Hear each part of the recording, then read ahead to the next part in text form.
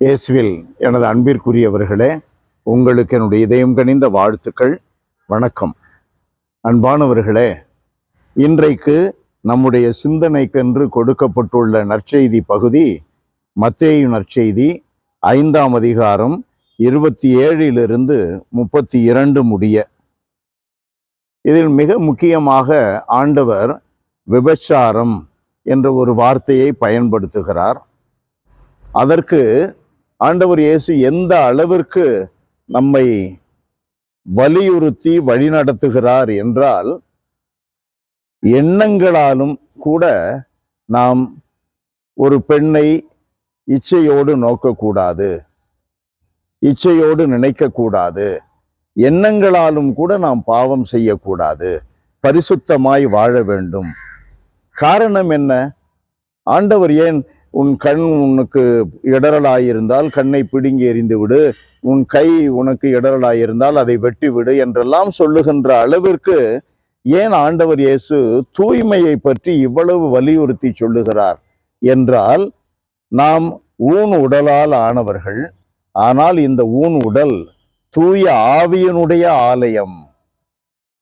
தூய ஆவியனுடைய ஆலயத்தை ஒருவன் சிதைத்தால் ஆண்டவரும் அவனுடைய வாழ்வை சிதைத்து விடுவார். மிக மிக கடுமையான வார்த்தைகள்.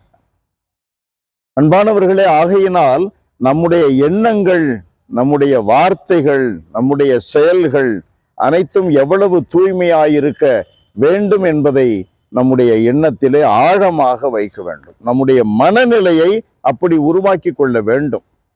We have to form our conscience rightly. அன்பானவர்களே, ஆண்டவர் இயேசு தூய்மையை பற்றி பேசும் பொழுதெல்லாம் நமக்கு இந்த எண்ணங்களை பற்றி பேசுகிறார். உதாரணமாக காணிக்கையை பற்றி பேசும் பொழுது, கோவிலில் காணிக்கையை ஒப்பு கொடுக்க வேளையிலே சகோதரன் உன் மீது மனத்தாங்களாக இருந்தால் முதலில் சமாதானம் செய்து கொள். Clear your attitude towards your brother. அயலானை குறித்து உன்னுடைய எண்ணம் தூய்மையாயிருக்க வேண்டும். இப்பொழுது நம்முடைய தூய்மையை பற்றி பேசும் பொழுது ஆண்டவர் என்ன சொல்லுகிறார்?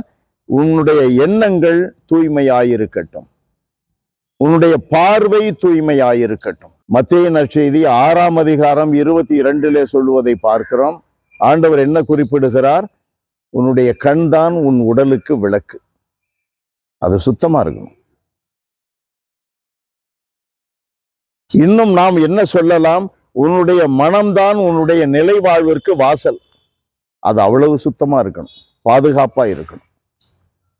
ஆகவே நம்முடைய வாழ்விலே நாம் எப்படி நினைக்கிறோம், என்ன எண்ணங்களை சுமக்கிறோம், எப்படிப்பட்ட செயல்களுக்கு நம்மிடையே சிந்தனைகள் உள்ளன என்பதெல்லாம் மிக முக்கியமானது. அது நம்மை வாழ வைக்கும், தீமையாயிருந்தால் அழித்து போடும். அன்புள்ள இறைவா, இந்த ஊன் உடலை சுமந்து கொண்டு நாங்கள் நீர் எதிர்பார்க்கின்ற தூய்மையை கடைபிடிப்பது எவ்வளவு கடினம் என்று உமக்கு தெரியும்.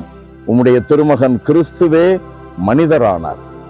ஆனால் ஆண்டவரே, உம்முடைய தூய ஆவியின் துணை கொண்டு எதையும் தாண்டி வர முடியும். எங்களால் எவ்வளவு தூய்மையையும் நாங்கள் அடைய முடியும் என்பதை உணர்ந்து நம்பிக்கையோடு வாழ்க்கையை தொடர எங்களுக்கு அருள்தாரும். இயேசுவின் நாமத்தில் ஜெபிக்கிறோம் பிதாவே. ஆமென். ஆமென்.